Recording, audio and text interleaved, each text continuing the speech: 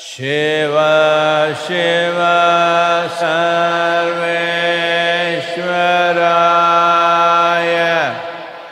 शम्भो शम्भो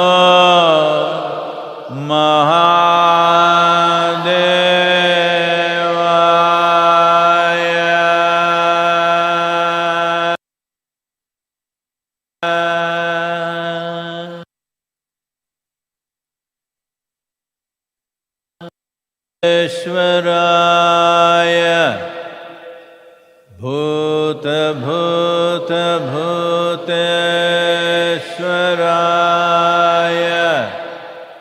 काल काल कालेश्वराय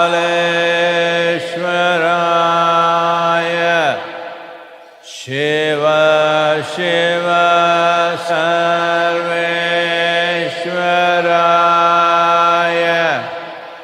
शम्भो शम्भो देवाय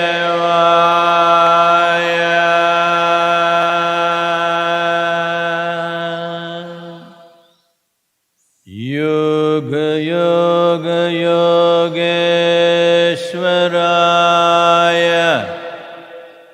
भूत भूत भूतेश्वराय काल काल कालेश्वराय शिव शिव सर्वेश्वराय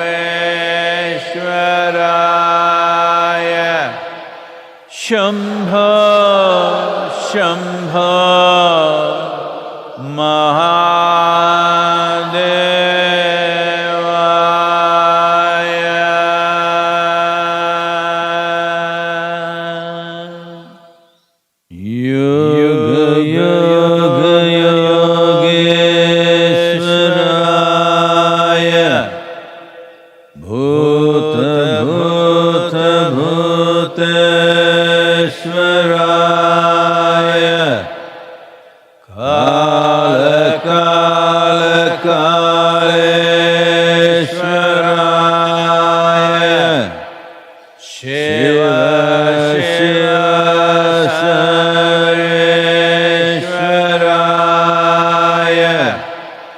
शम्भो शम्भो महादेवाय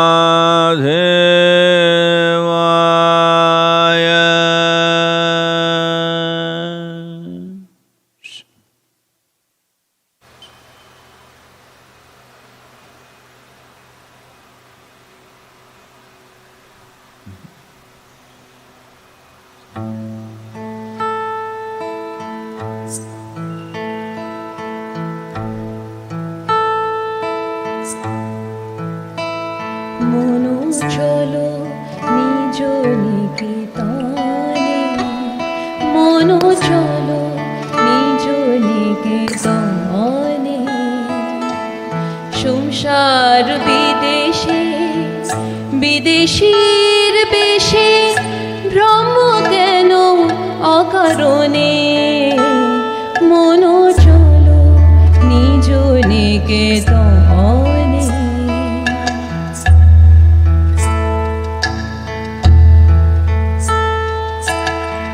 বিষয় পঞ্চক আর ভূত গণ, বিষয় পঞ্চক আর ভূত গণ, সব তোর কেহ নয় আপন। পর প্রেমে কেন হইয়া চেতন, ভুলিছে আপন জনে। মনো চলো নিজ নিকেতনে, মনো চলো নিজ নিকেতনে।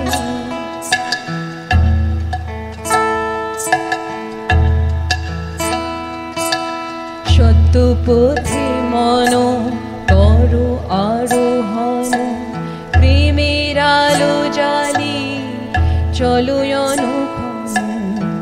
সঙ্গীতে সম্বল রাখো পুণ্য ধন গোপনে অতি যতনে লোভ মোহ আদি পথে দোষগান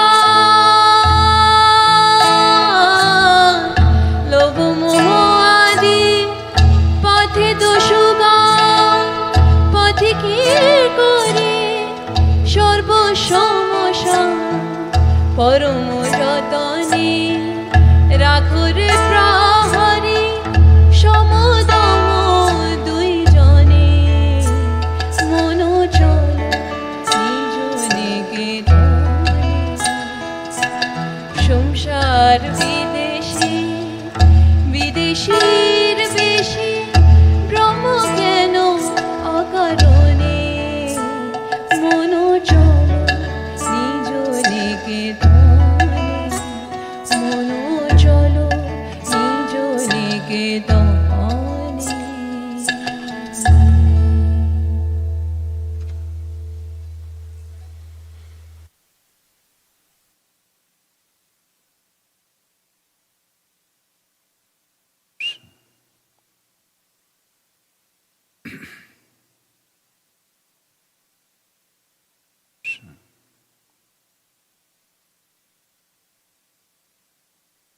जननं सुखदं मरणं करुणं मिलनं मधुरं स्मरणं करुणम्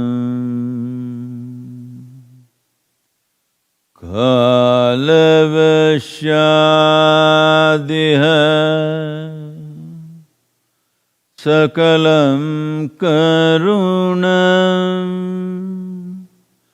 समयाधिपते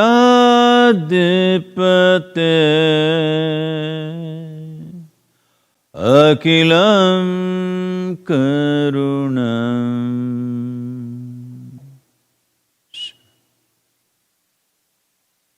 नमस्कारम नमस्कारम to all of you wherever you are. नमस्कारम, आप सभी को नमस्कारम। आप चाहे जहाँ कहीं भी हों, दिन के आप चाहे किसी भी समय में हों, सुबह दोपहर या शाम, रात का कौन सा समय है पता नहीं, आप कहाँ पे हैं। तो जैसा कि आप सभी जानते हैं, ख़ास तौर पर अमेरिका में और भारत में और बेशक दुनिया के दूसरे हिस्सों में भी लोगों को लगा था कि वो परिस्थिति को अपने काबू में ला रहे हैं जहाँ तक वायरस की बात है, लेकिन ये परिस्थिति निश्चित रूप से काबू के बाहर चली गई है।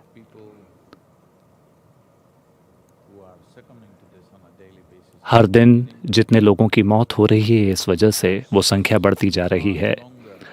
जैसे जैसे ये काफ़ी समय तक जारी रहता है और धीरे धीरे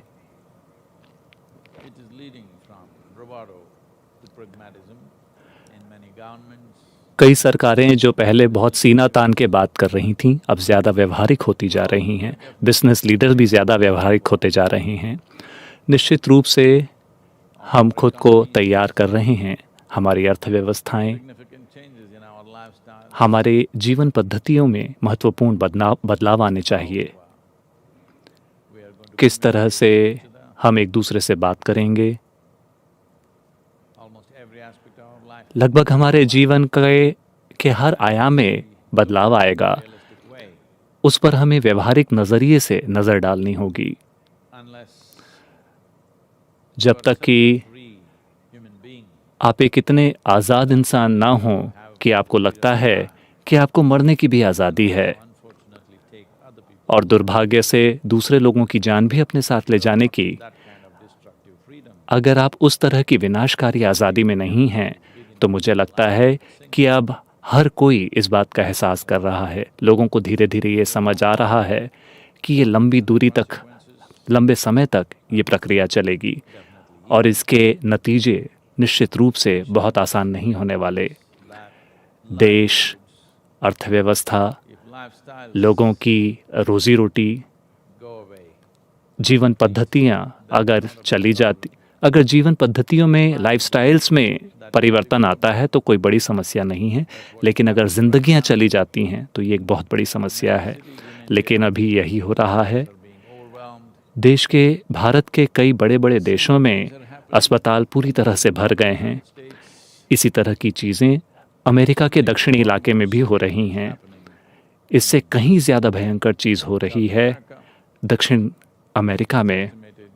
ऐसा अनुमान लगाया जा रहा है कि लैटिन अमेरिका की इकोनॉमी इस साल के अंत तक शायद 10% तक छोटी हो जाए, उसमें 10% की कमी आ जाए। और सन 2021 का जो पहला हिस्सा होगा, पहले 6 महीने होंगे, हो सकता है 25% की कमी आ जाए। तो जो लोग पिरामिड के निचले हिस्से में हैं, हमें उनका ख्याल रखना होगा, क्योंकि जो लोग, समाज का जो उच्च वर्ग है, उनके लिए ये केवल लाइफस्टाइल का सवाल है, लेकिन जो लोग समाज के निचले स्तरों में हैं, ये उनकी ज़िंदगी का सवाल बन सकता है। तो सरकार, देश और लोग जिस चीज़ पर ध्यान देते हैं, उसी से ये तय होगा कि कोई दिया गया समाज कितना दुख झेलेगा, या कोई समाज कितनी गरिमा के साथ इससे होकर गुजर पाएगा। तो मैं पहले दिन से ये बात कहता रहा हूँ, इसका एकमात्र वास्तविक जवाब ये है कि आप अपने इम्यून सिस्टम को मजबूत बनाएं और सोशल डिस्टेंसिंग बरकरार रखें कि आप इस बीमारी को फैलाने वाले वाहक ना हों। जादुई चमत्कार की उम्मीदें, जैसे कि कोई चमत्कारी वैक्सीन आएगी, इस तरह की उम्मीदें अब धीरे धीरे कम होती जा रही हैं। अब लोग कह रहे हैं कि सन 2021 तक या अगले साल के पहले 6 महीनों में वास्तव में कोई असरदार वैक्सीन नहीं आने वाली है। ये सारी चीज़ें कहने के बाद ये समय हमारे लिए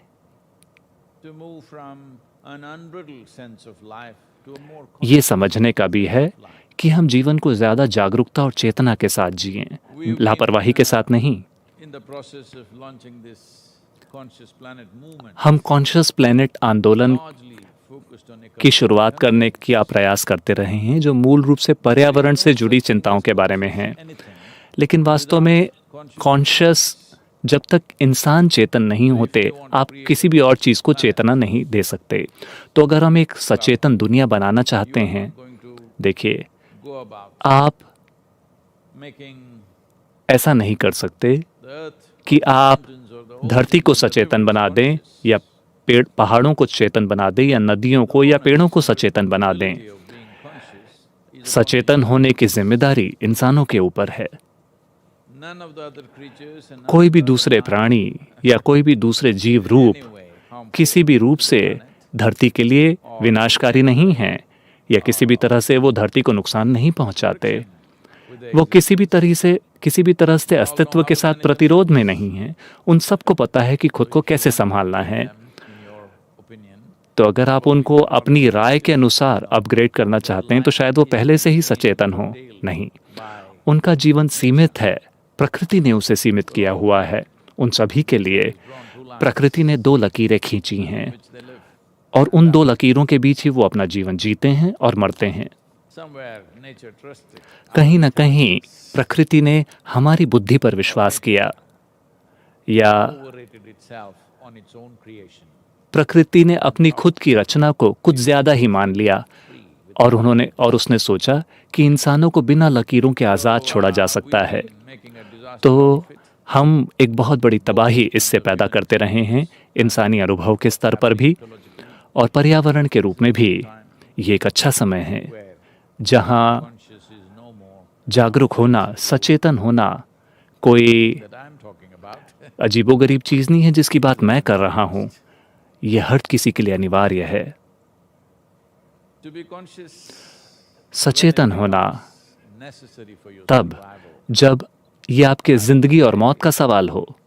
मैं तो कहूँगा कि ये मानवता के लिए बहुत अच्छा समय होगा। अभी हम ऐसे ही एक दौर पर हैं, ऐसे ही एक मुकाम पर खड़े हैं।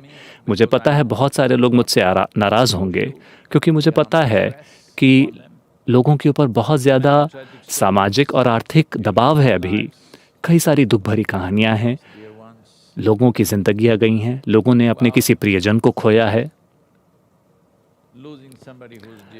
किसी ऐसे व्यक्ति को खोना जो आपका प्रिय है, उसे खोना एक बात है, उनके करीब ना हो पाना, उनके शरीर को भी ना देख पाना एक दूसरी बात है। तो यू हॉल ट्रक्स में अमेरिका में दर्जनों शरीर पाए गए हैं, क्योंकि वो इस लोड को हैंडल नहीं कर पा रहे हैं। इतनी संख्या में लोगों की मौत हो रही है कि वो उतने लोगों को दफना नहीं पा रहे हैं, उतनी ज़्यादा कब्र खोदने के लिए लोग नहीं हैं, और ज़मीन खोजना जहां उन्हें दफनाया जा सके, लोग इन चीज़ों को संभाल नहीं पा रहे हैं।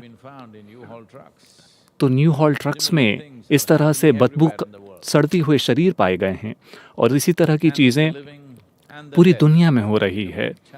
जिंदा लोगों को और मरे हुए लोगों को संभालना बहुत मुश्किल का काम होता जा रहा है। तो हर किसी को ये समझना होगा कि हम इसका आधार हैं, हम वायरस का घर हैं। अगर ये इंसान समझदारी के साथ काम करे तो इसे संभाला जा सकता है। अगर ये जिम्मेदारी और जागरूकता के साथ पेश नहीं आता तो आप अपने जादुई समाधानों तक पहुँचें कि कोई जादुई वैक्सीन आएगी जिसे पूरी दुनिया में स्प्रे किया जा सके और हर कोई इस वायरस से बच जाएगा। उसके आने से पहले 7.6 अरब लोग, क्या टाइमलाइन होगी जरा सोचिए। पोलियो की जो वैक्सीन थी, केवल 2 बूंद एक नवजात बच्चे के मुंह में डालना, जो बच्चे अभी अभी पैदा हुए हैं। केवल भारत ने 15 से 18 साल का समय लगाया पोलियो को पूरी तरह से खत्म करने में। अब अगर दुनिया की पूरी आबादी को अगर आपको वैक्सीन देनी हो, अगर आपको वैक्सीन मिल भी जाती है तो पूरी आबादी तक ये वैक्सीन पहुंचाने में कितना समय लगेगा।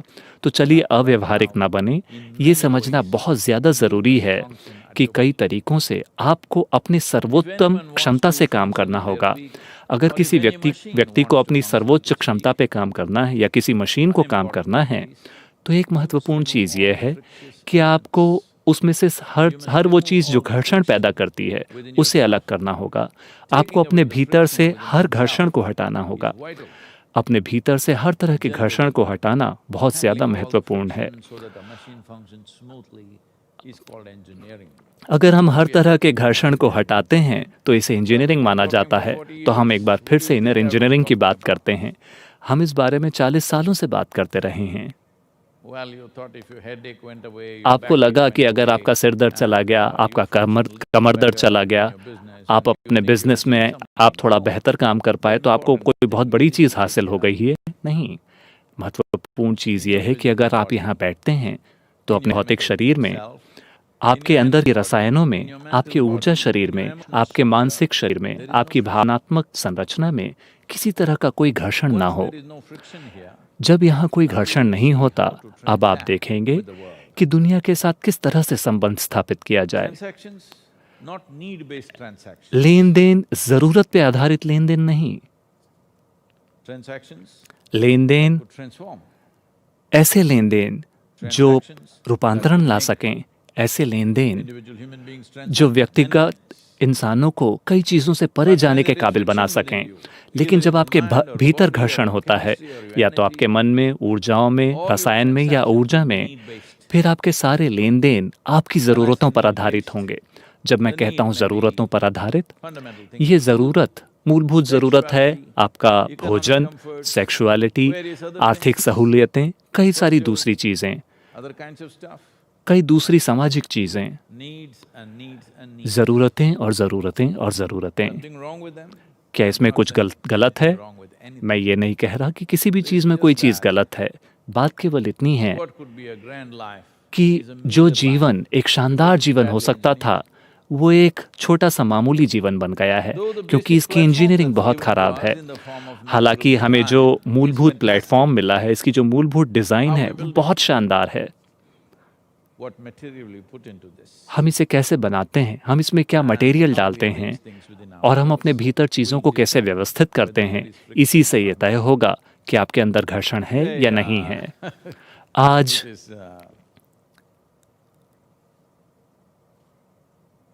these things are very amusing to me, but ये इन चीज़ों से wrongly all the मुझे scientific people सभी वैज्ञानिक लोग, मुझे ये चीज़ें बड़ा मज़ा देती हैं, लेकिन वैज्ञानिक इस चीज़ का बुरा ना माने। inflammatory markers. आजकल कई वैज्ञानिक इन्फ्लेमेटरी मार्कर्स के बारे में बात कर रहे हैं। Well, if something is swollen in you, देखिए, अगर आपके अंदर कोई चीज़ सूज गई है, या तो आपका घमंड या आपका शरीर या आपका दिमाग, you will suffer. We have तो मेरा विश्वास कीजिए आप दुख पाएंगे। हमने हमेशा ये चीज़ जानी है। या अगर ये कोशिकाओं के स्तर पे है या अणुओं के स्तर पे है, अगर कोई चीज़ सूजी हुई है मतलब आपको दुख होगा, क्योंकि ये घर्षण का नतीजा है। हो सकता है कि आपके पास इसके कई नाम हों, तनाव, चिंता, परेशानी, लेकिन मूल रूप से आपके भीतर घर्षण है। आपकी शारीरिक संरचना में, आपकी रासायनिक संरचना में, मानसिक संरचना में, भावनात्मक संरचना में घर्षण मौजूद है। कोई भी चीज़ जिसमें घर्षण है वो निश्चित रूप से एक अच्छी मशीन नहीं है। ये अपनी उच्च क्षमता पे काम करने वाली मशीन नहीं है। कई सारी इंजीनियरिंग की जाती है। देखिए, मान लीजिए अगर हम अपनी गाड़ियों की गति को देखें तो आपने भाप पे चलने वाले इंजनों को देखा है जो चौक चुक चक करके बहुत आवाज़ के साथ चलते थे। हमको लगता था वो बहुत अच्छे हैं, लेकिन अब इलेक्ट्रिक कार बिल्कुल बिना किसी आवाज़ के चलती है। बहुत सारा घर्षण हटा दिया गया है। जैसे जैसे घर्षण हटाया जाता है वैसे वैसे उसके ईंधन की खपत कम होती जाती है, और जैसे जैसे ईंधन की क्षमता कम होती है पर्यावरण बेहतर हो जाता है। तो यही उदाहरण अपने लिए भी लीजिए। अगर आप एक भाप से चलने वाले इंजन की तरह हैं, हर जगह यहाँ वहाँ धुआं निकलता रहेगा, यहाँ से भाप निकल रही है, यहाँ से पानी निकल रहा है, हर जगह। अगर आप वैसे हैं एक भाप के इंजन की तरह, मुझे भी पसंद है क्योंकि मैं हमेशा, मेरे पिताजी चूँकि रेलवे में काम करते थे, मैं उस तरह के वातावरण में रहा, तो मुझे भाप से चलने वाले इंजन बहुत पसंद थे, क्योंकि एक तरह की विशाल भव्यता होती है। लेकिन वो भव्यता बहुत बुरी है, क्योंकि ढेर सारा ईंधन जलाती है वो, और बहुत सारी आवाज़ पैदा करती है और हर जगह चीज़ें बिखेरती रहती है। क्या आप उनमें से एक हैं? आपको ये चेक करना होगा। क्या आप उस तरह की मशीन हैं कि आप बहुत सारी चीज़ें खाते हैं और आप बहुत सारा घर्षण पैदा करते हैं, गर्मी पैदा करते हैं, और हर जगह वहाँ चीज़ें फेंकते रहती हैं? अगर आप भाप के इंजन के पास जाते हैं, कभी ना कभी वो स्टीम बाहर फेंकता है। अगर आप वहाँ खड़े हो जाते हैं तो आप पीछे गिर जाएंगे। कि आप दिन में कम से कम एक बार वैसे होते हैं? तो समय आ गया है कि आप खुद को इंजीनियर करें इस तरह की मशीन के रूप में कि मोटे तौर पर ये खुद पर निर्भर हो। सौर ऊर्जा है, पानी है, हवा है, और बेशक भोजन भी है। मशीन को बहुत स्मूथली चलना चाहिए। बाकी सारी चीज़ें आप जिस तरह चाहें उनके साथ खेल सकते हैं। कितना, क्या, ये हर व्यक्ति अपनी व्यक्तिगत प्रकृति के अनुसार चुन सकता है। आप खुद इसका चुनाव कर सकते हैं, जागरूकता के साथ, मजबूरी से नहीं। तो एक जागरूक दुनिया का निर्माण करना, इसका अर्थ बस यही है। सबसे पहली बात यह है कि आपने सिस्टम से हर तरह का घर्षण हटा दिया है। अगर घर्षण चला गया, अगर आपकी अच्छे से इंजीनियरिंग हुई है, तो आपके लिए सचेतन होना स्वाभाविक होगा, क्योंकि यही एक इंसान की प्रकृति है। चलिए इस बात को समझते हैं कि सचेतन होने, क्योंकि जागरूकता या चेतनता का प्रयोग तरह तरह की चीज़ों में किया जाता है। मूल रूप से आप जिसे शरीर कहते हैं, आपका भौतिक शरीर एक सीमा है। अगर आप अपनी सीमाओं को इस लॉकडाउन में थोड़ा बढ़ा रहे हैं तो कृपया ऐसा ना करें। आपको अपनी सीमाओं की मजबूती को बरकरार रखना चाहिए। आप जिसे अपना मानसिक संरचना कहते हैं, वो उसकी भी एक सीमा है, लेकिन उसकी सीमा आपकी भौतिक, आपकी शारीरिक सीमा से थोड़ी ज़्यादा है। आपका भौतिक शरीर यहीं तक सीमित है, लेकिन आपका मानसिक सीमा हो सकता है थोड़ा आगे तक फैला हो। आपकी मानसिक संरचना की जो सीमा है उसका आधार है वो डेटा या वो जानकारी जो आपने इकट्ठा की है। अगर आप केवल अपने घर के बारे में जानते हैं तो इसकी सीमा घर तक है। अगर आप अपने शहर के बारे में जानते हैं तो सीमा वहाँ तक है। अगर आप दुनिया के बारे में कुछ और जानते हैं तो सीमा वहाँ तक है। तो ये सीमा केवल इस बात पर निर्भर करती है कि आपके अंदर किस तरह की जानकारी है, या मूल रूप से ये याददाश्त है। और ये सीमा निश्चित रूप से खुद को अभिव्यक्त करती है भावनाओं के रूप में भी। ये मेरा दोस्त है, एक तरह की भावना। वो अजनबी है, दूसरी तरह की भावना। इस व्यक्ति से मैं प्यार करता हूँ, इस व्यक्ति से मैं नफरत करता हूँ, अलग अलग तरह की भावनाएं। ये सारी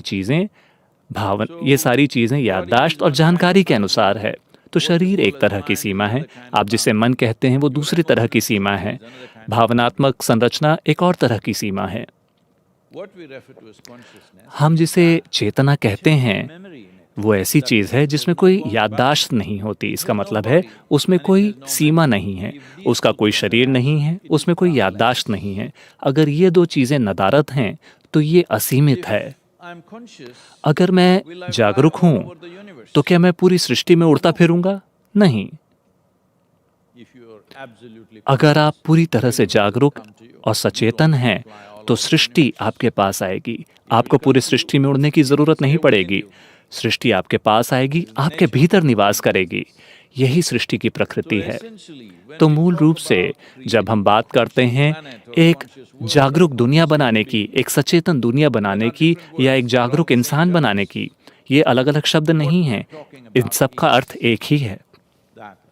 हम बात कर रहे हैं इस बारे में कि आप एक जीवन के रूप में अपनी सर्वोत्तम क्षमता पे काम कर रहे हैं। इसका मतलब है आप एक ह्यूमन बीइंग है। इसका मतलब है कि आपके होने का तरीका आपकी जरूरतों से तय नहीं होता।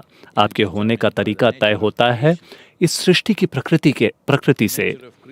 सृष्टि की प्रकृति ऐसी है कि हर चीज एक दूसरे के अंदर घुली मिली है। आप एक को दूसरे से अलग नहीं कर सकते। आपको लगा कि एक चीज अच्छी है, दूसरी चीज बुरी है। आपको लगा कि खरपतवार बुरी है, केवल आपके फूल देने वाले पौधे ही अच्छे हैं, लेकिन अब आपको एहसास हो रहा है कि ऐसा नहीं है, क्योंकि जीवन एक दूसरे से जुड़ा हुआ है। आप उसे अलग नहीं कर सकते, क्योंकि ये इसी तरह से विकसित हुआ है। उसी स्रोत से ये अलग अलग रूपों में अभिव्यक्त हुआ है। अगर ये आपका अनुभव नहीं है तो इसका मतलब है ऐसा नहीं कि आप इस चीज पे विश्वास करते हैं, ऐसा नहीं कि आप इस बारे में सोचते हैं, लेकिन अगर ये आपका जीवंत अनुभव नहीं है तो इसका मतलब है कि आप जागरूक नहीं हैं। हो सकता है कि आप जागरूक होने की कोशिश कर रहे हों।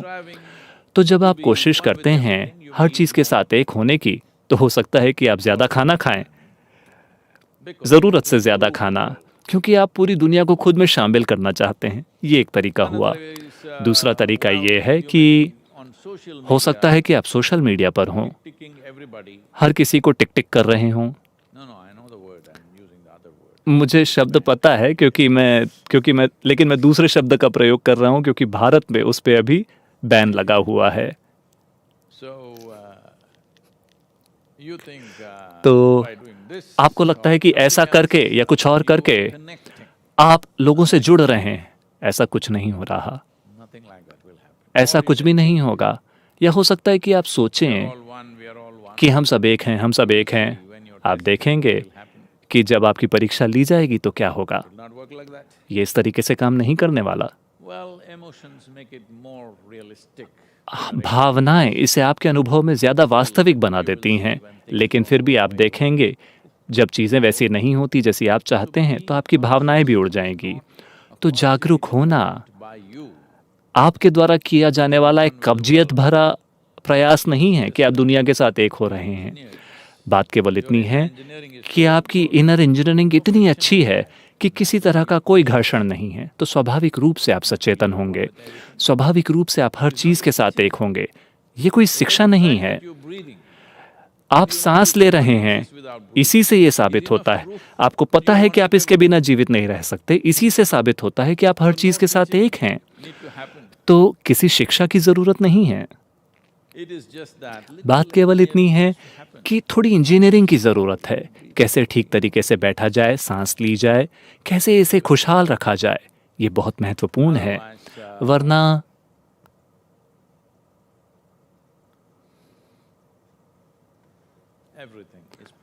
हर चीज़ एक समस्या है। अगर आपको काम के लिए जाना है तो वो एक बहुत बड़ी समस्या है, अगर आपको घर में रहना है तो वो बड़ी समस्या है, पैसा बड़ी समस्या, पैसा ना हो तो बड़ी समस्या, शादी बड़ी समस्या, शादी ना हो तो बड़ी समस्या, हर चीज़ एक समस्या है। समस्या आप हैं। जब आप एक समस्या होते हैं तो फिर हर चीज़ निश्चित रूप से समस्या बन जाती है, क्योंकि आपका जीवन सिर्फ आपका ही एक प्रतिबिंब है। लेकिन अगर आप रिस्पॉन्ड करते हैं, अगर आप स्मार्ट हैं, अगर आप दिमागी तौर पे स्मार्ट हैं, तो आप दूसरों से बेहतर गुजर बसर कर लेते हैं और आपको लगता है आप बहुत बढ़िया जीवन कर रहे हैं। लेकिन जैसे ही आप किसी ऐसे व्यक्ति को देखते हैं जो आपसे बेहतर जीवन जी रहा है, तो आपको उतना अच्छा नहीं लगेगा।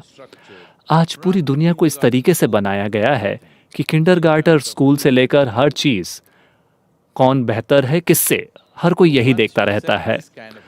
तो जब आप इस तरह की एक नींव बना देते हैं, फिर एक इंसान के जागरूक होने की या इस पूरी दुनिया के सचेतन होने की संभावना ही खत्म हो जाती है।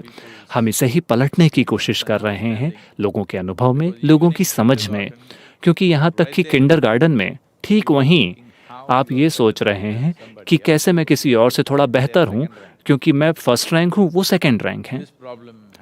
ये समस्या इंसानों के अंदर पैदा कर दी गई है। बिल्कुल शुरुआत से उनके अंदर इसका विकास किया गया है। यहाँ तक कि हो सकता है कि घर के अंदर भी ये हो रहा हो। तो किसी दूसरे व्यक्ति से थोड़ा बेहतर जीवन जीना कोई बहुत बड़ी बात नहीं है, क्योंकि जीवित होना महत्वपूर्ण है। क्या आप किसी और से ज़्यादा जीवंत हैं क्योंकि आप ज़्यादा महंगा खाना खाते हैं, क्योंकि आप ज़्यादा महंगे कपड़े पहनते हैं? क्या आप वास्तव में बेहतर जीवन जी रहे हैं? नहीं।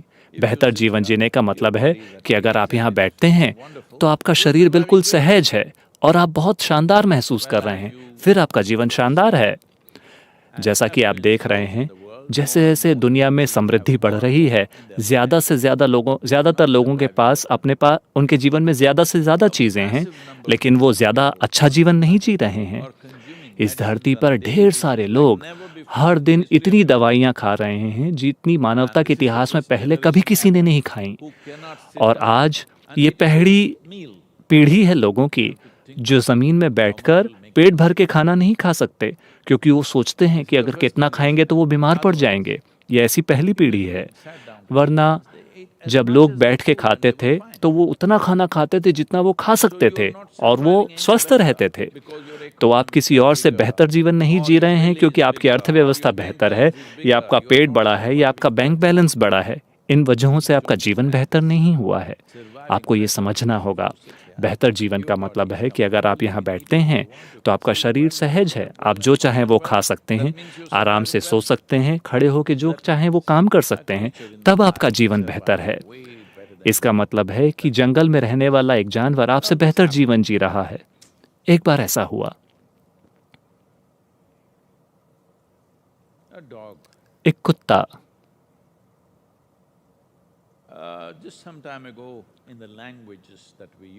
हम जिन भाषाओं का प्रयोग करते हैं, कुछ समय पहले अगर हम किसी को गाली देना चाहते थे तो हम इसे कुत्ता कहते थे, या किसी महिला के लिए और भी बुरे शब्द का प्रयोग किया जाता था।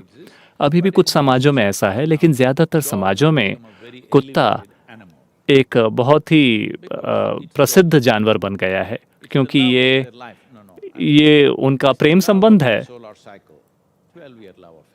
ये उनके सोलर साइकिल का लव अफेयर है, क्योंकि ये 12 साल चलता है। गारंटीड लव मतलब कुत्ता। तो कुत्ते का सम्मान बहुत बढ़ गया है। तो जब मैं कहता हूँ कुत्ता, तो अचानक ये मत सोचिए कि सद्गुरु कुछ बुरा कह रहे हैं। नहीं, मैं उस कुत्ते की बात कर रहा हूँ जिसका बहुत सम्मान है आजकल।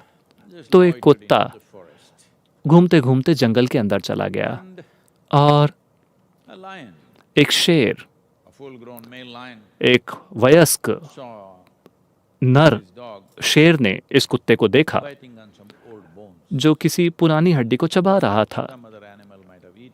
किसी दूसरे जानवर को खाया था और थोड़ी सी हड्डियां पड़ी थी, तो ये कुत्ता उन हड्डियों को चबा रहा था।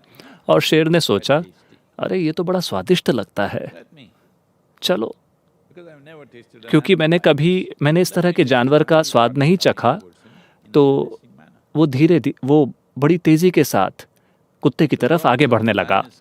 कुत्ते ने देखा कि शेर आ रहा है और वो दौड़कर उससे आगे नहीं भाग पाएगा और वो मर जाएगा।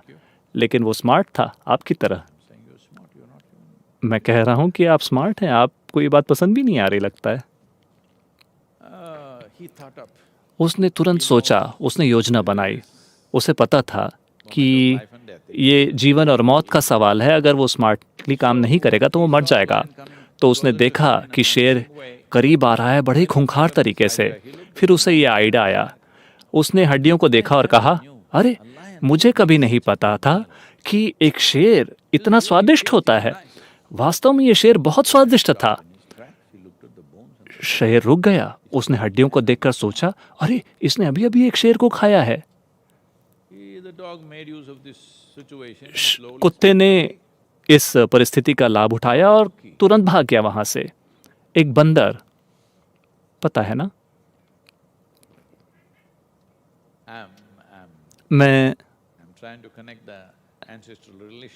मैं आपके पूर्वजों के साथ आपके संबंध को जोड़ने की कोशिश कर रहा हूँ। एक बंदर जो पेड़ से बैठकर इस पूरी घटना को देख रहा था, वो अपना बंदर वाला काम करना चाहता था और उसने शेर से कहा, तुम एक बहुत बड़े बेवकूफ हो। उसने किसी शेर को मार के नहीं खाया, ये बस पुरानी हड्डियां थीं और उसने बस तुम्हें मूर्ख बनाया और तुम बेवकूफ बन गए। शेर ने ऊपर देखा, वो बड़ा शेर है, लेकिन बंदर ज्यादा विकसित है, वो आपके ज्यादा करीब हैं। फिर शेर ने कहा, सच में? बंदर ने कहा, हाँ।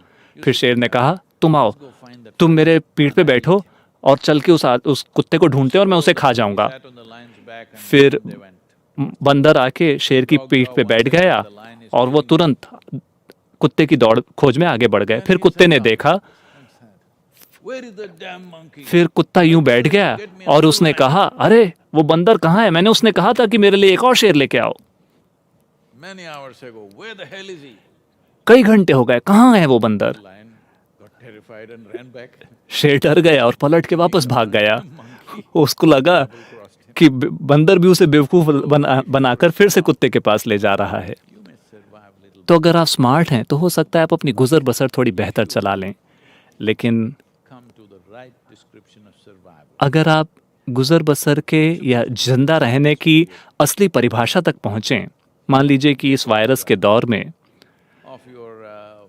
अपने आर्थिक खुशहाली की वजह से आप कई रूपों से बीमार हैं और आपको कोमॉर्बिड कहा जाता है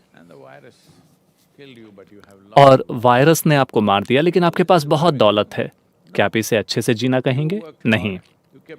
आपने बहुत मेहनत की, आपने अपने शरीर को तंदुरुस्त रखा और इस पूरे दौर में आप जिंदा रहे। हो सकता है कि आपके पास बहुत कम सुविधाएं थीं, फिर भी अब इसे आप जिंदा रहना कहेंगे। तो मैं चाहता हूं कि आप जिंदा रहने की परिभाषा अपने दिमाग में बिल्कुल स्पष्ट रखें, क्योंकि जिंदा रहने का मतलब है कि आप मजबूती के साथ अपना जीवन जिएं। इसका यही मतलब है। जिंदा रहने का मतलब ये नहीं है कि आप किसी दूसरे से बेहतर हैं। जिंदा रहने का मतलब है कि आपके भीतर जीवन पूरी शक्ति के साथ धड़क रहा है। तो एक सचेतन दुनिया का निर्माण करना बहुत ज्यादा महत्वपूर्ण बन गया है, बहुत ज्यादा जरूरी बन गया है। और दुनिया और मानव सभ्यताएं जिस तरीके से आगे जीने वाली हैं, अगले कुछ महीनों में जो निश्चित रूप से जो चीज होने वाली है, उसकी मांग ये है कि या तो आप ज्यादा जागरूक बन जाएं या पूरी तरह से मजबूरन और पागल बन जाएं। ये मेरी इच्छा और आशीर्वाद है कि आप सभी एक जागरूक धरती के निर्माण का स्रोत बने, और जागरूक इंसानों के बिना जागरूक धरती का निर्माण नहीं किया जा सकता। जागरूक इंसान का मतलब है कि इसका मूलभूत आधार शरीर नहीं है, मूलभूत आधार आपका मनोवैज्ञानिक ड्रामा नहीं है, इसका मूलभूत आधार आपकी भावनाएं नहीं है, इसका मूलभूत आधार आपका जीवन है जो स्वाभाविक रूप से हो रहा है हर किसी के साथ संबंध में। ये अपनी मूलभूत प्रकृति से ही हर चीज के साथ जुड़ा हुआ है। जीवन और जीवन का स्रोत जो स्वाभाविक रूप से जागरूक है, इसका यही अर्थ है यानी for a कि proper platform. आप एक It is upon life उचित that the प्लेटफॉर्म पे body is खड़े built, हैं। mind जीवन is के built, ऊपर शरीर का emotions are निर्माण built, हुआ है, मन का social निर्माण structures हुआ are है, built. भावनाओं का निर्माण हुआ है, सामाजिक संरचनाओं का निर्माण हुआ है। If you go back to the तो motherboard, अगर आप this is वापस consciousness. मदरबोर्ड तक We need पहुंच जाते definitely हैं तो यही कॉन्शियस प्लैनेट है। निश्चित रूप से हमें एक जागरूक दुनिया की आवश्यकता है। Please, the questions. अगर कोई सवाल हो तो। This question is from Vineet. ये सवाल विनीत ने पूछा है। Namaskaram, Sadhguru. नमस्कारम Sadhguru. A Netflix show of Netflix the Indian way of Netflix का matchmaking एक शो आजकल is बहुत trending ट्रेंड कर रहा है and criticized जो शादी तय for करने के aggressive भारतीय ways तरीके of के बारे में arranged है। marriage. लोग अरेंज मैरिज को पुराने ज़माने का तरीका Is बताकर there इसकी any बुराई कर रहे science हैं। behind the क्या concept अरेंज of मैरिज की arranged पद्धति के marriage? पीछे कोई विज्ञान है? Is it still a और क्या relevant आज के ज़माने में भी इसका कोई महत्व है?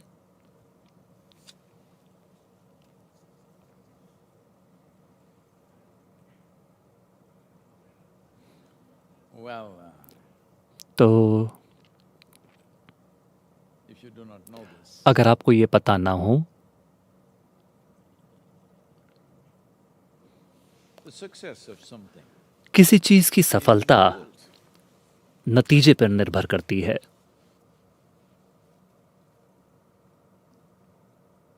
Luxembourg, लॉक्समबर्ग, which is जो कि one of the most economically prosperous, आर्थिक रूप से बहुत संपन्न सभ्यता या समाज माना जाता है, वहाँ पे तलाक की दर 87% है। स्पेन में तलाक की दर some 65%, करीब 65% है।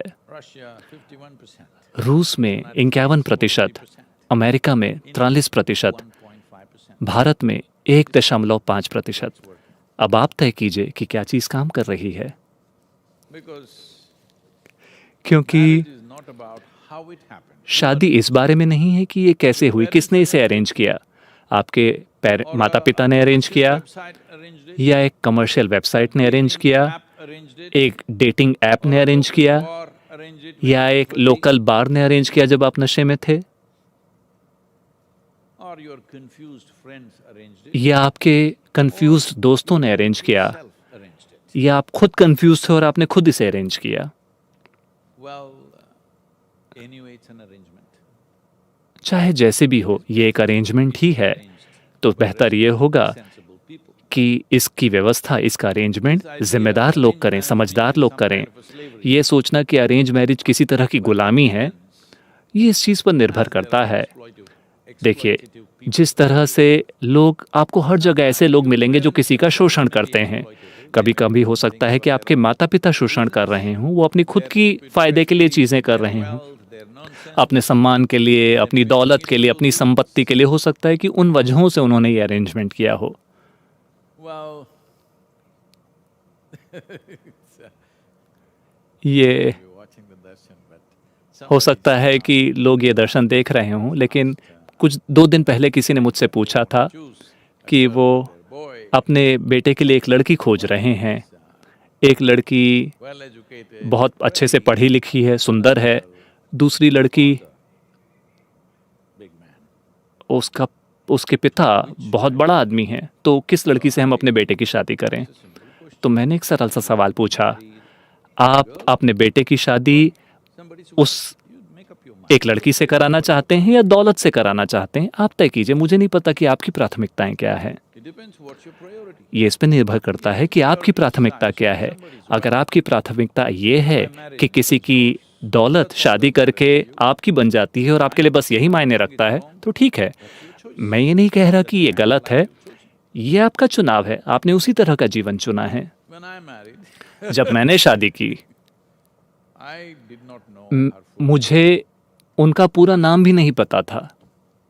I did not know her father's name. मुझे उनके पिता का नाम नहीं पता था। I did not know in India.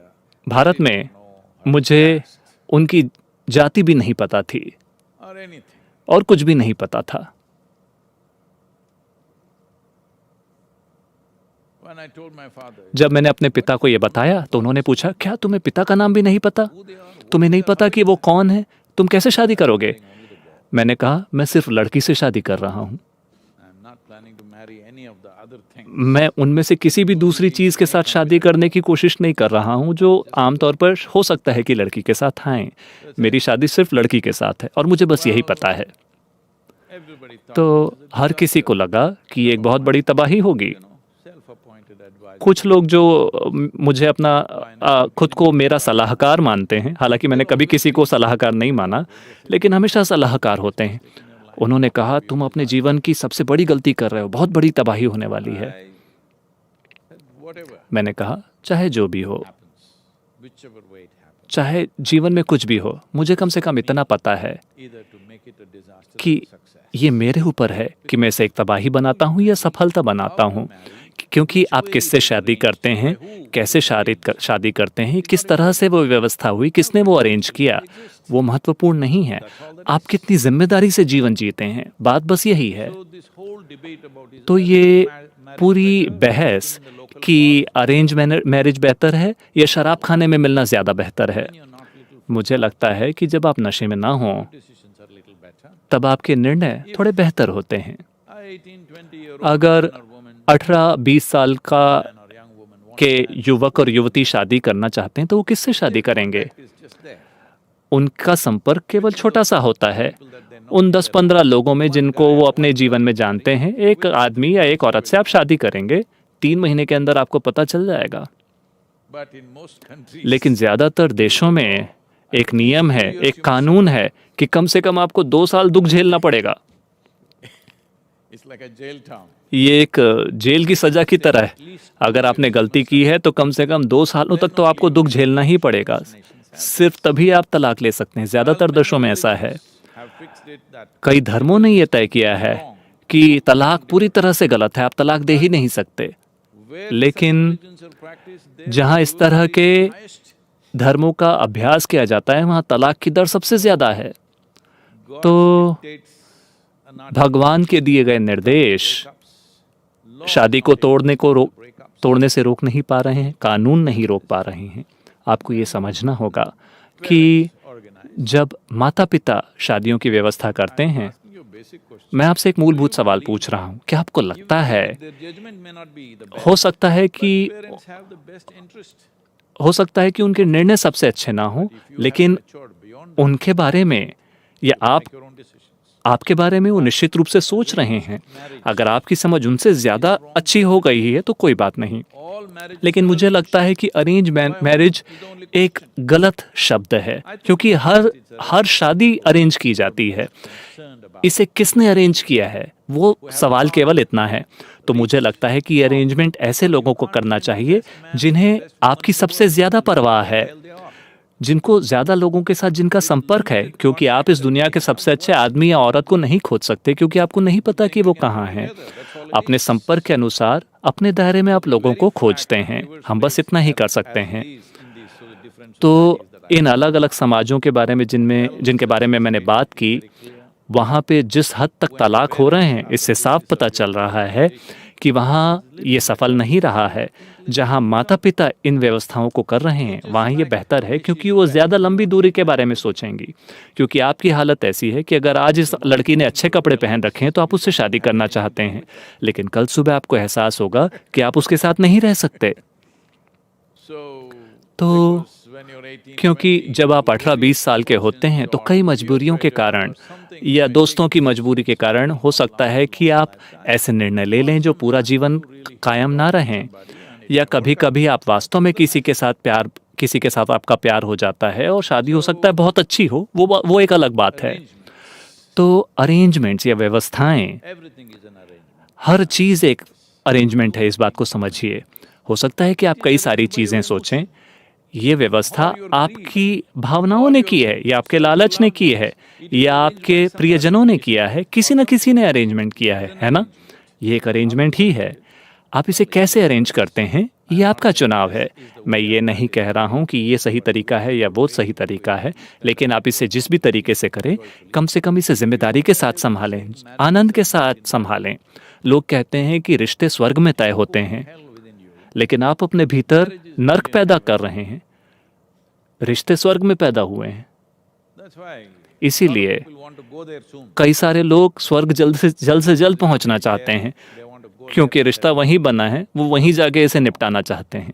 नहीं, आपको ये समझना होगा कि अपनी ज़रूरतों को पूरा करने के लिए शारीरिक, मानसिक, भावनात्मक, सामाजिक और कई दूसरी ज़रूरतों को पूरा करने के लिए आप किसी व्यक्ति के साथ आए हैं। अगर आप हमेशा याद रखते हैं कि मैं अपनी ज़रूरतों को पूरा करने के लिए तुम्हारे साथ आया हूँ, आप जिम्मेदारी के साथ इसे संभालेंगे। शुरू में आप वैसे ही होते हैं, लेकिन बाद में आपको लगने लगता है कि सामने वाले व्यक्ति को आपकी ज़रूरत है। फिर आप बेपरवाही से पेश आने लगते हैं। फिर निश्चित रूप से कई सारी समस्याएं पैदा होंगी। ऐसा हुआ। एक युवा व्यक्ति और एक युवा लड़की की सगाई हुई। तो एक बार जब इस तरह की अंगूठी नहीं, उसमें एक पत्थर होना चाहिए, जब अंगूठी अंदर चली गई, फिर लड़की ने उसका हाथ पकड़कर कहा, तुम मेरे ऊपर सहारा ले सकते हो, अपना दर्द बांट सकते हो, अपने संघर्ष बांट सकते हो, जो कुछ भी दुख तुम अनुभव कर रहे हो तुम मेरे साथ उसे साझा कर सकते हो। लेकिन उस आदमी ने कहा, नहीं, मुझे कोई समस्या नहीं है, कोई संघर्ष नहीं है, कोई दुख नहीं है। तो लड़की ने कहा, हाँ, अभी हमारी शादी हुई नहीं है।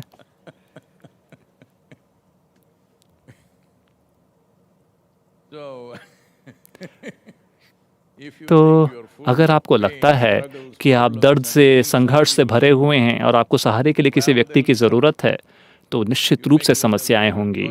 आप खुद को एक शानदार, आनंद भरे इंसान में तब्दील कर लें।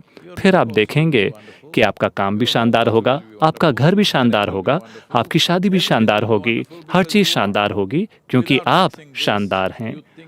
खुद को ठीक किए बिना अगर आपको लगता है कि कोई और आपको आके ठीक करने वाला है, फिर आपके लिए समस्या होगी और दुर्भाग्य से दूसरे व्यक्ति को भी इसके कारण बहुत तकलीफ होगी।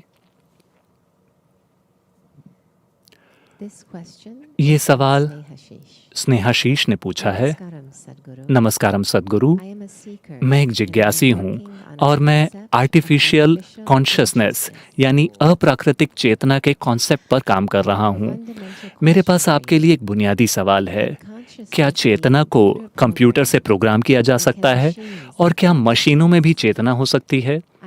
आपकी किताबों और वीडियो से मुझे ये समझ में आया है कि कुछ खास तकनीकों से वस्तुओं की प्राण प्रतिष्ठा करके एक यंत्र का निर्माण किया जा सकता है।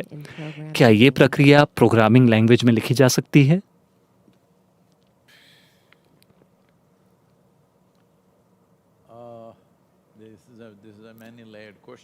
इस सवाल की कई परतें हैं।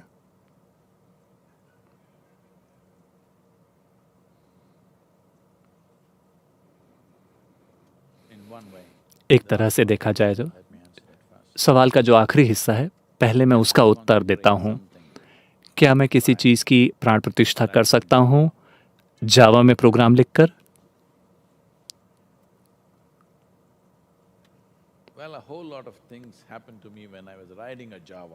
मेरे साथ कई सारी चीज़ें हुई जब मैं एक जावा गाड़ी चलाया करता था, लेकिन जावा लैंग्वेज या जो भी दूसरी लैंग्वेजेस हैं, मुझे उसके बारे में ज़्यादा पता नहीं है। क्या वो आपको अनुमति देंगी कि आप ऐसी चीज़ें लिख सकें? चलिए इस चीज़ को समझते हैं।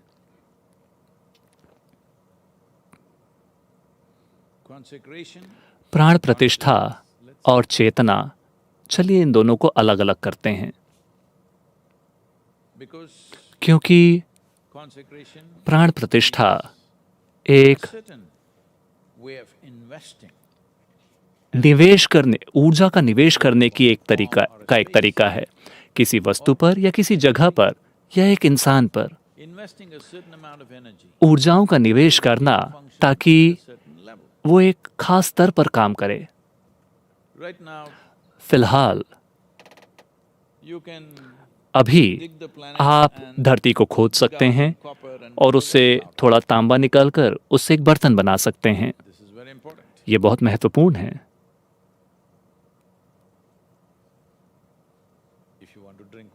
अगर आप पानी पीना चाहते हैं तो ये बहुत महत्वपूर्ण है, आपको एक बर्तन चाहिए होगा। मैं चाहता हूँ कि आप उन दिनों की कल्पना करें जब लोगों ने दुनिया में बर्तन नहीं बनाए थे, जब मिट्टी के बर्तन नहीं थे। जस्ट कल्पना करके देखिए, आपको थोड़ा पानी चाहिए, आपके पास कोई गिलास नहीं है, कोई घड़ा नहीं है, कोई टंकी नहीं है। जब भी आपको पानी चाहिए, आपको पानी के स्रोत तक जाना होगा, नदी तक या तालाब तक। इसी कारण सभी सभ्यताएं हमेशा नदी के तटों के इर्द गिर्द विकसित हुईं। हर सभ्यता नदी के किनारे विकसित हुई, क्योंकि हर दिन अगर आप पानी पीना चाहते हैं तो आपको नदी जाना होगा, कपड़े धोने के लिए आपको नदी जाना होगा, सुबह पेट साफ करने के लिए आपको नदी जाना होगा, जानवरों को नहलाने के लिए आपको नदी जाना होगा, क्योंकि कोई टंकियां या कोई बर्तन उपलब्ध ही नहीं थे। शुरुआत में कुछ भी नहीं था। बस कल्पना करके देखिए, आपने मिट्टी खोदी और उससे एक बर्तन बना दिया, और आप पानी को उसके अंदर जमा कर रख सकते थे, इकट्ठा कर सकते थे। कितना शानदार आविष्कार था वो। अभी भी अगर आप किसी भी प्राचीन सभ्यता वाली जगह को खोदते हैं तो वहाँ आपको हमेशा जली हुई मिट्टी के बर्तन मिलेंगे, पूरे या टूटे हुए, लेकिन मिट्टी के बर्तन आपको हमेशा मिलेंगे, जो उस समय की बहुत महत्वपूर्ण टेक्नोलॉजी थी। वो आपके अंतरिक्ष यानों से ज़्यादा महत्वपूर्ण था। मैं चाहता हूं कि आप इस बात को समझें, क्योंकि अगर आपके पास कोई बर्तन ना हो जिसमें आप पानी रख सकें या बर्तन रख सकें, तो सोच के देखिए, आपके पास सिर्फ अपने 2 हाथ ही होते, वो कितनी मुश्किल परिस्थिति होती। या तो हमें शिव की तरह आपकी खोपड़ी को काट कर अपने हाथों में रखना होता। आपकी खोपड़ी को हम पानी रखने के लिए या बर्तन रखने के लिए उपयोग में लाते। तो मिट्टी के बर्तन एक बहुत शानदार टेक्नोलॉजी है जिसने इंसानी जीवन को नाटकीय तरीके से बदल दिया। मुझे यकीन है कि उस समय लोगों ने सोचा होगा कि इससे बेहतर कुछ हो ही नहीं सकता, इससे बेहतर कोई आविष्कार ही नहीं हो सकता, एक मिट्टी का घड़ा। लेकिन आज हम उसी मिट्टी को खोदते हैं और उससे हम एक कंप्यूटर बना लेते हैं, एक अंतरिक्ष यान बना लेते हैं, हम किसी दूसरे ग्रह तक पहुंच जाते हैं, अंतरिक्ष के बाहर चले जाते हैं, पर्यावरण के हवा के बाहर चले जाते हैं। किस चीज से? उन्हीं चीजों से जिन्हें खोद के हमने निकाला था और एक मिट्टी का बर्तन बनाया था। तो वही पदार्थ आप उस पर निवेश कर रहे हैं, एक उच्च संभावना का। तो एक तरह से कहा जाए तो ये प्राण प्रतिष्ठा है। वहाँ इसे एक मैकेनिकल तरीके से किया जाता है, लेकिन अगर आप इसे ऊर्जा के स्तर पर करते हैं तो वही पदार्थ एक उच्च क्षमता से काम कर सकता है। अब हम कहते हैं ये प्राण प्रतिष्ठित है क्योंकि इसमें एक स्तर की ऊर्जा का निवेश किया गया है। क्या एक इलेक्ट्रॉनिक बोर्ड पूरी तरह से फिजिकल है? नहीं, आपको पता है कि ये नहीं है। उसमें ऊर्जाओं का एक खेल हो रहा है जो चीज़ों को संभव बना रहा है। जब वो एक खास तरीके से काम करता है हमारी मर्जी के अनुसार, फिर वो एक बोर्ड बन जाता है या चिप बन जाती है, आप उसे चाहे कोई भी नाम दें।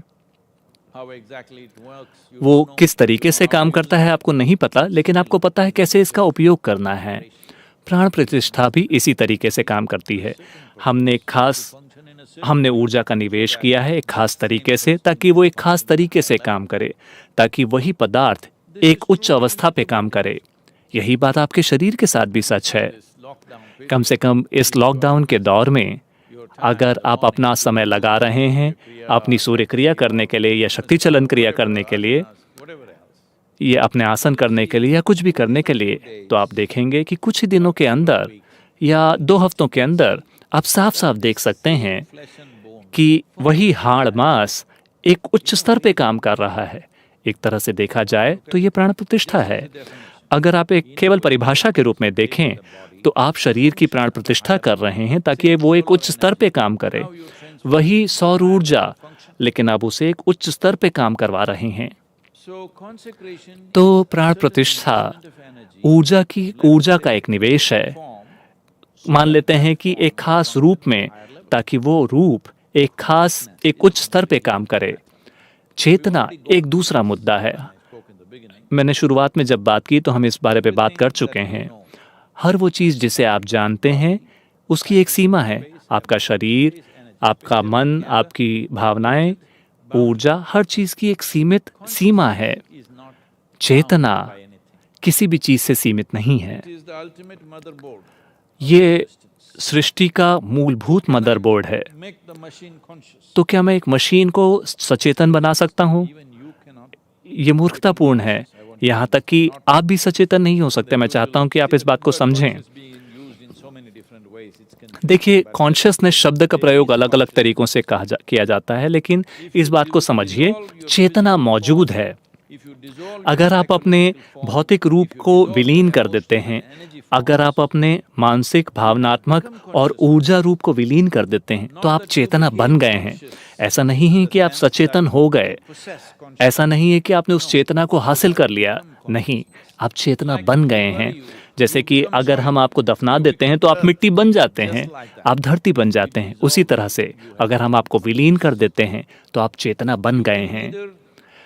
आप न तो चेतना पैदा कर सकते हैं इसके भीतर, न ही अपने किसी भी इलेक्ट्रॉनिक चीज के अंदर। ये बिल्कुल गलत समझ है।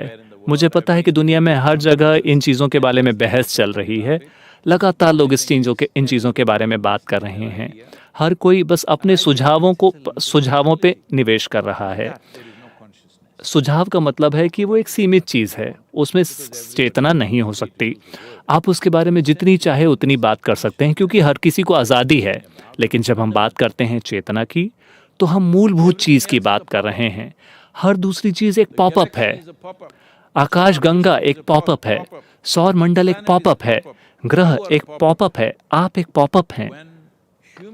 जब इंसान के भीतर ये क्षमता आती है कि वो सिर्फ एक पॉपअप ना रहे, बल्कि वो स्रोत बन जाए, जब आप वैसे बन जाते हैं तो किसी न किसी तरीके से आपने अपनी पहचान को मिटा दिया है, क्योंकि आपका शरीर, आपकी मानसिक संरचना मूल रूप से पहचान के कारण है।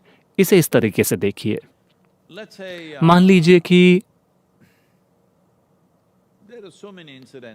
कई सारी घटनाएं और परिस्थितियां आपके जीवन में हुई होंगी। केवल वो परिस्थितियां जिनसे आप अपनी पहचान बनाते हैं, उनसे पसंद के कारण या नापसंद के कारण, अभी वो आपका एक हिस्सा हैं। वो परिस्थितियां जिन्हें आप ना तो पसंद करते हैं ना नापसंद करते हैं, किसी न किसी तरह से वो आपका एक हिस्सा नहीं है। इस पे गौर कीजिए। तो आपकी मानसिक संरचना लगातार बन रही है, उसका विकास हो रहा है इस आधार पे कि आप क्या पसंद करते हैं, क्या नापसंद करते हैं। मूलभूत रूप से आपकी पहचान। तो आप इस शरीर के साथ अपनी पहचान रखते हैं। मैं इसकी बारीकियों में नहीं जाऊंगा, लेकिन परसों का जो खाना है, आपने अभी उसे नहीं देखा है। जब तक कि आप अपने फ्रिज से ही खाना ना खाते हो कि हफ्ते भर का खाना पहले ही उसमें भरा हुआ है, ये जीने का बहुत बुरा तरीका है, मैं आपको बता रहा हूँ। तो अगर आपने परसों का खाना अभी नहीं देखा है, लेकिन जब परसों आता है और आज बन जाता है, तो वो जो चीज़ आपने नहीं देखी थी वो आपका एक हिस्सा बन जाता है। लेकिन कल के खाने के साथ क्या हुआ? वो टॉयलेट में बहकर निकल गया, उसमें से ज़्यादातर हिस्सा। तो जिस चीज़ से आप पहचान जोड़ते हैं अभी, ये आप हैं। आप जाकर उस सारे मल की खोज नहीं करेंगे जो टॉयलेट में बह गई, ये कहते हुए कि ये मैं हूँ। लेकिन अभी आपने उससे अपनी पहचान नहीं जोड़ी है, इसलिए आप वो नहीं हैं। तो आपको ये समझना होगा कि आपके अनुभव में क्या मैं है और क्या नहीं है, ये बनाई गई वास्तविकता है जिसे आप अपने दिमाग में मनाते हैं अपनी पहचान जोड़कर। ये मैं हूँ, ये मेरा है। चाहे वो एक वस्तु हो या एक व्यक्ति हो या एक संपत्ति हो, जिसमें आपका शरीर भी शामिल है और आपका मन भी शामिल है।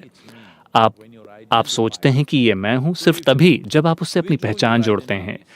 तो अगर आप अपनी पहचान वापस खींच लेते हैं तो आप विलीन हो जाते हैं। ऐसा नहीं है कि आपका शरीर पिघल गया, ये अभी भी यहाँ बैठा हुआ है। लेकिन चूंकि आपने अपनी पहचान वापस खींच ली, आपके अनुभव में ये विलीन हो गया है और अब आप चेतना हैं, क्योंकि यही आपके अस्तित्व का आधार है। क्या मैं चेतना बना सकता हूँ? ये सब बकवास है। आप ऊर्जा का निवेश कर सकते हैं और किसी चीज़ से बेहतर काम करा सकते हैं, वो बात अलग है। किसी चीज़ से बेहतर काम कराना, हो सकता है आपको ये बात बहुत एक्सट्रीम लगे। अगर आप एक भगवान का निर्माण करते हैं, अगर आप एक सबसे ज़्यादा संभावना के देवता का भी निर्माण करते हैं, फिर भी वो गुजर बसर की ही प्रक्रिया है। आप बस ये देख रहे हैं कि बेहतर जीवन कैसा जिएं। Thriving is also survival. देखिए, ज्यादा प्रगति करना भी जिंदा रहने की ही बात है। That's all. बहुत ज्यादा प्रगति करने का मतलब है कि आप किसी दूसरे से बेहतर जीवन जी रहे हैं। तो आपके भगवान, आपके धर्म, आपके स्वर्ग, Surviving better. स्वर्ग का क्या मतलब है? आप दूसरों से बेहतर जीवन जी रहे हैं, हालांकि आप मर चुके हैं। Though you die, हालांकि आप मर जाते हैं, फिर भी आप दूसरों से बेहतर जीवन जीते हैं। यही स्वर्ग जाने का मतलब है कि नहीं? it's just survival. तो ये सारी चीजें सिर्फ जिंदा रहने के बारे में, गुजर बसर चलाने के बारे में हैं। इसीलिए लगातार पहले दिन जब आप इंट्रोडक्टरी टॉक के लिए आए थे, मैं तब से बात कर रहा हूं कि अगर आप जिंदा रहने की अपनी प्रवृत्ति से दूरी बना लेते हैं तो आपके साथ कुछ और होगा। चाहे आप एक आश्रम में हो या मंदिर में हो या स्वर्ग में हो, आप फिर भी जिंदा रहने की कोशिश कर रहे हैं। जब आप अपने खुद के गुजर बसर के साथ पहचान नहीं बनाते, वो सारे ब्रह्मचारी वहाँ क्यों बैठे हैं? सिर्फ इसलिए क्योंकि वो अपनी जिंदा रहने की प्रक्रिया से दूर हटना चाहते हैं। अगर आप अपनी जिंदा रहने की प्रक्रिया से सिर्फ तभी दूर हट सकते हैं जब आप अपने शारीरिक रूप से अपनी पहचान ना जोड़ते हों। अपनी भावनाओं, अपनी ऊर्जाओं से आपकी पहचान ना हो, सिर्फ तभी आप जिंदा रहने की प्रक्रिया से दूर हट गए हैं। जैसे ही आप इस प्रक्रिया से दूर हटते हैं, आप ही चेतना हैं। होने का कोई दूसरा तरीका ही नहीं है। तो क्या आपको लगता है कि आप इसे मशीन के साथ कर सकते हैं? मैं आपसे ये कह रहा हूँ कि आप इसे इसके साथ भी नहीं कर सकते। ये पहले से मौजूद हैं, आप उसी के ऊपर जिंदा हैं, लेकिन अभी आप एक पॉपअप की तरह जी रहे हैं। अगर आप इस बुलबुले को तोड़ देते हैं तो आप ही चेतना हैं। ऐसा नहीं है कि आप चेतन बन जाते हैं, आप ही चेतना हैं अगर आप इस बुलबुले को पिघला देते हैं तो। लेकिन अभी आप उलझे हुए हैं इन बुलबुलों के साथ, और आपका बुलबुला दूसरों के बुलबुलों से ज्यादा सुंदर है, दूसरों से ज्यादा मजबूत है। अब ये नाटक, बुलबुलों का ये नाटक चलता रहता है, और जब दो बुलबुले एक साथ चिपक जाते हैं और कहीं जाते हैं। एक बार ऐसा हुआ, एक युवा व्यक्ति जो शादी करना चाहता था अपने पिता के पास आया और उसने कहा, पिताजी, शादी करने के लिए क्या कीमत चुकानी पड़ती है? पिताजी जो 50 से ज्यादा की उम्र के थे, उन्होंने कहा, मेरे बेटे, मुझे नहीं पता क्योंकि मैं अभी तक कीमत चुका रहा हूं। कृपया आप चाहे जहां कहीं भी हों, खास तौर पे अगर आप भारत में या अमेरिका में हों, आप कितने जागरूक हैं, आप कितने जिम्मेदार हैं, इसी से दुनिया की प्रकृति तय होगी। कृपया चलिए इसे संभव बनाएं, एक बेहतर दुनिया केवल तभी बनेगी जब बेहतर इंसान होंगे, और कोई दूसरा तरीका नहीं है। और बेहतर इंसान सिर्फ एक नतीजा है एक जिम्मेदार इंसान होने का।